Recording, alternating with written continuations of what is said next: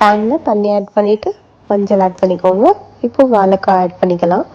Add பண்ணிவிட்டு அதுக்கு தேவையான உப்பு ஆட் பண்ணிக்கலாம். இது ஒரு 5 minutes குக் ஆகட்டும். அண்ட் இது ஓவர் குக் பண்ணிடாதீங்க, ஓரளவு குக் பண்ணிக்கலாம். இப்போ இதுக்கு தேவையான இன்க்ரீடியண்ட் ஆட் பண்ணுறது என்னென்னு பார்க்கலாம். ஒரு மிக்சியில் சீரகம், மிளகு, சோம்பு, தேங்காய், காஷ்மீரி மிளகாய்த்தூள், மல்லித்தூள் ஆட் பண்ணிக்கோங்க. அதுக்கப்புறம் கரம் மசாலா ஆட் பண்ணிக்கலாம். உங்களுக்கு ஸ்பைஸியாக வேணும்னா மிளகா பொடி எக்ஸ்ட்ரா ஆட் பண்ணிக்கோங்க. இப்போ பேனில் ஆயில் ஆட் பண்ணிக்கோங்க. ஆயில் ஆட் பண்ணிவிட்டு ஒரு பின் சோம்பு ஆட் பண்ணிக்கோங்க.